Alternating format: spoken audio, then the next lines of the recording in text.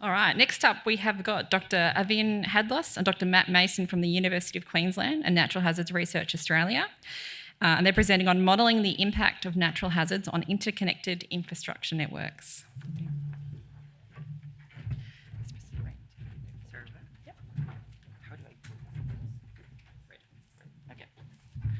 Good afternoon, everyone. My name is Arvin. By the way, that's misspelled, so it's Arvin.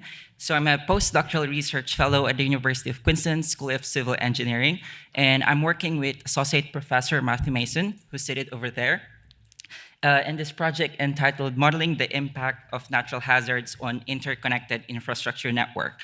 So Matt and I agreed that I will do the presentation, and he will handle the Q&A, so you're more than welcome to ask hard questions for him. Yep. Before I begin, I'd like to acknowledge the end users of this project that we're working with. They include the Queensland Reconstruction Authority and the Queensland Fire Department, and this work is funded by NHRA, or Natural Hazards Research Australia. Right. So the main idea behind our work is that when natural hazards impact an asset within a system or within a network, that impact will likely not be localized to just that asset, but rather it ripples through or it cascades through the entire system or parts of the system or network. For example, we have here the South Australian blackout of 2016, where the strong winds damaged 23 pylons of electricity transmission lines, which resulted to an almost statewide blackout affecting 850 homes and businesses. So again, based on what I've explained earlier, the impact will likely not be localized, but rather it ripples through or cascades through the entire network. And the main idea behind the work is also echoed within a report from the Queensland Critical Infrastructure Disaster Risk Assessment Report, which states that a crucial aspect to understanding critical infrastructure failure is to perceive it within the context of an entire system. The repercussions of a critical infrastructure failure event are not confined to the initial point of failure. So again, as what I was explaining, it's not localized, but rather they can radiate across whole systems, influencing components that may appear distantly related or even completely independent. So we can see here the interconnectedness of asset to asset or node to node within a network. But the problem here is that our current approaches still tend to be very asset-based vulnerability analysis. We have damage functions for how an asset would likely fail against a cyclone or against a bushfire, but we don't have the mainstream approaches for us to model these cascading failures or how the impact from one node can radiate to the next node and so on until it affects the entire system. And so the project that we're working aims to contribute in filling in that gap. And the way that we're doing this is on a two-phase process. The first one is what we call the system network mapping.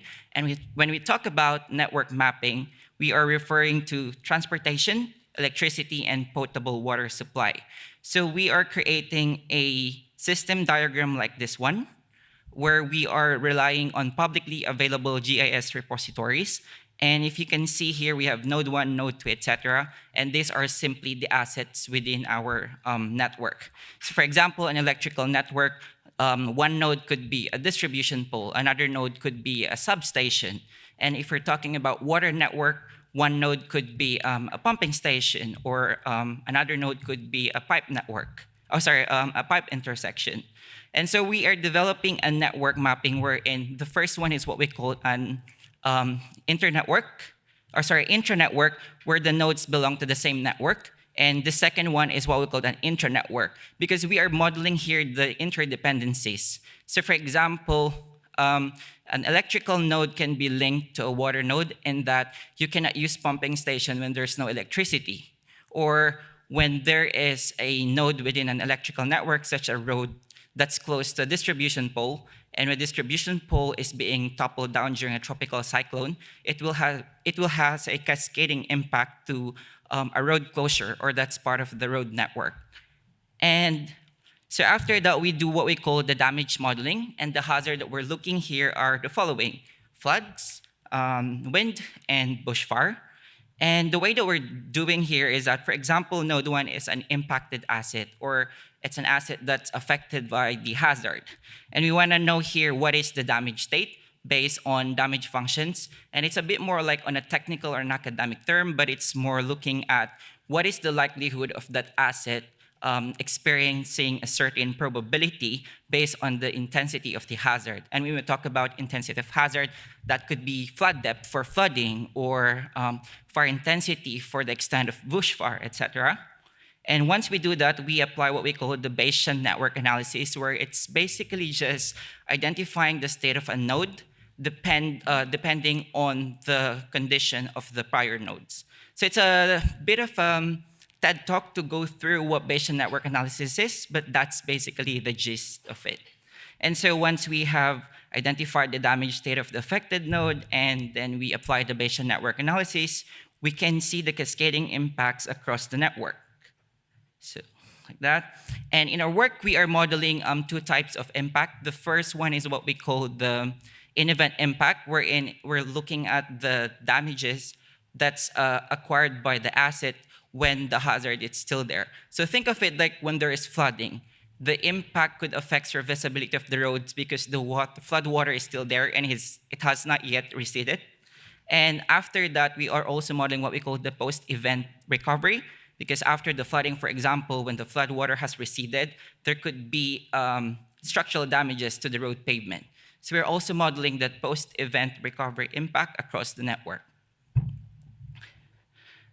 So the work that we're doing, we're planning on applying this to case studies. One case study for each hazard of interest.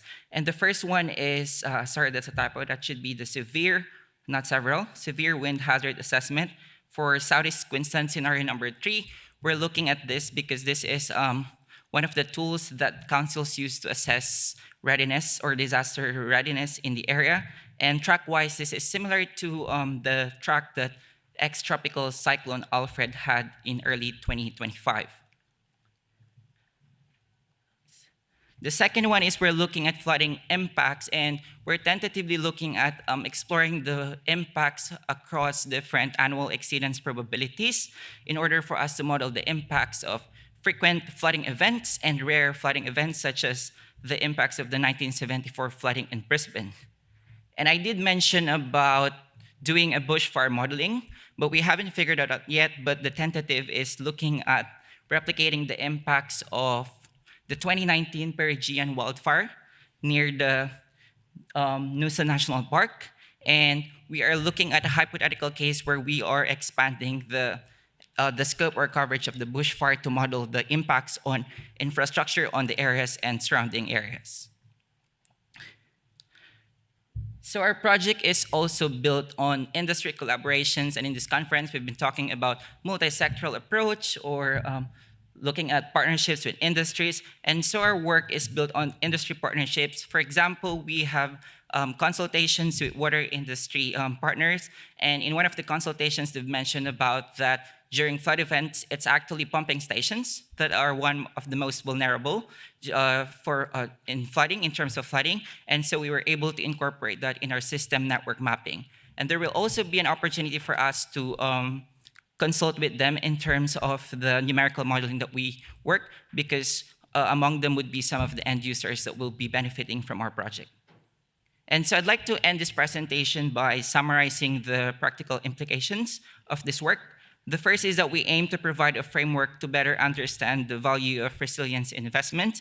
And so we ask the big picture questions such as, what are the most vulnerable assets within the network? What are the best mitigation strategies for hazard-affected nodes? And this will sway us away from thinking of the localized impacts, but thinking of a more system-wide and holistic perspective of how impacts from one node can cascade through the rest of the network. And that means like also answering the questions such as, what are the measures to increase the resilience of the system and not just an asset within the system? And that ends my presentation. And as what I've mentioned, the Q&A will be shared between me and my supervisor. So if you have burning questions, Matt will be here to help me.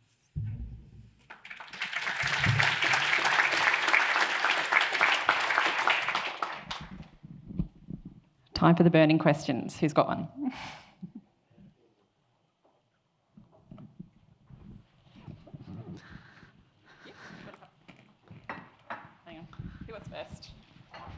You can get the one. Right, thank you. Quick question about interdependencies.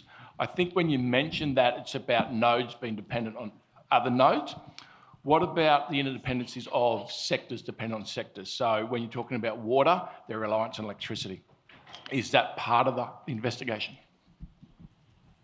Yeah, as what I've mentioned earlier, there are two types of network mapping that we're doing, and your question will fit more on the inter-network, wherein one node within a network can be connected to a node to a different network. And that was the classic example that we've given, like an electrical substation could supply power to a pumping station from a water network. And so we're modeling that interdependency so that we can model, for example, if that substation is affected by a hazard, if that fails, could also fail the power network. So short answer, yep, we're doing that, and that's what we call as the inter-network modeling.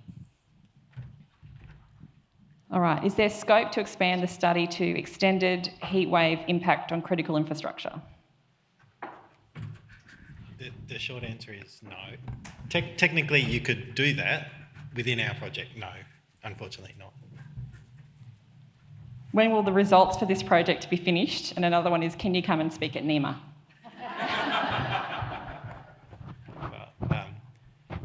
I can't say. Oh, Nicola's there. She'll be asking when will it be finished as well, and I keep saying soon. But we hope to sort of have the case studies sort of done by kind of mid next year, and we're definitely happy to, once we get to that point, come out to anyone who's interested and sort of showcase it through. But I think Arvin pointed to some of the industry engagement. So we're going through two stages of that. So we did the initial round where we were asking questions to the service providers, basically, what are the vulnerable assets? How will things fail? From which we can have built the model, or in the process of building the damage functions. And the next step is to then take it out and say, this is what we've developed. Does this make sense? So we've got sort of some impact data, and I think at the start of the project we were hoping we'd have lots and lots of impact data that we could use to train some of these damage functions, but that just doesn't exist in a nice format that allows us to do it. So we've relied a bit more on sort of historical work to build them. So we really do want to get that sort of stamp of approval, so to speak, that some of the relationships, and particularly around the interconnections between different infrastructure networks, are we making the right decisions about these particular assets, say on the water network, are reliant on this part of the power network to operate and so on, and just making sure we try and get all of that right.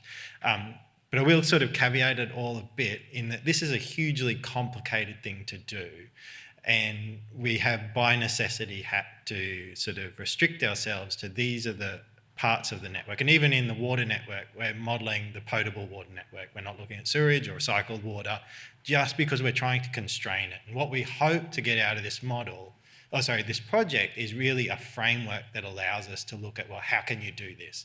And then future work can say, okay, if this is useful to people, if it's doing what we want to do, how do we then go and build it out and make it more complicated and have the additional things? Because I think we were talking before about public health. I mean, public health would be a great thing to be able to bring into something like this, but unfortunately not in the current scope.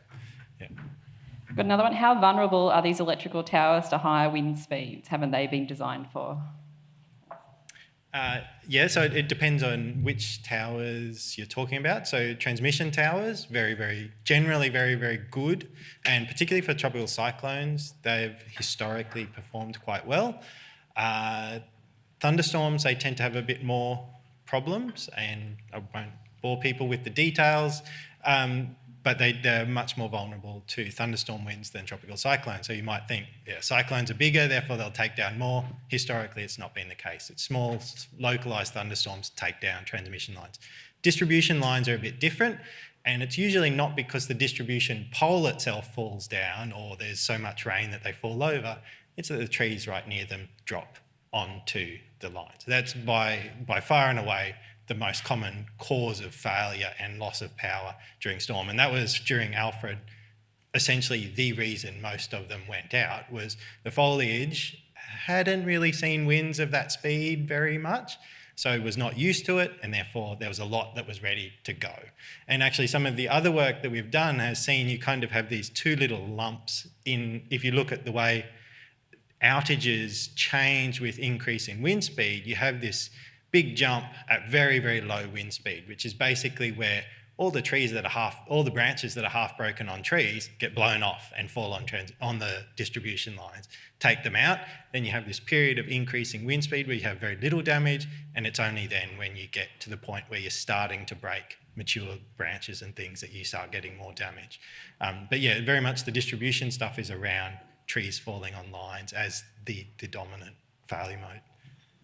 I've got one last one for you. How is impact determined? So what sort of metrics do you use? For example, is it number of days being shut down? Is it financial loss, social impacts?